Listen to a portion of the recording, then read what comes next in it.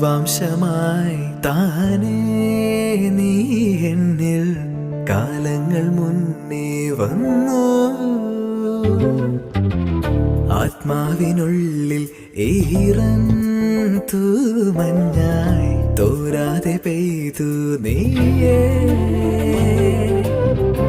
പൂവാടി തേടി പറന്നു നടന്ന ശലഭമായി നിൻ കാൽപ്പാടു തേടി അലഞ്ഞു ഞാൻ. ആരാരും കാണാ മനസ്സിൻ ചിറകിലൊളിച്ച മോഹം പൊൻപീലിയായി വളർന്നീതാ.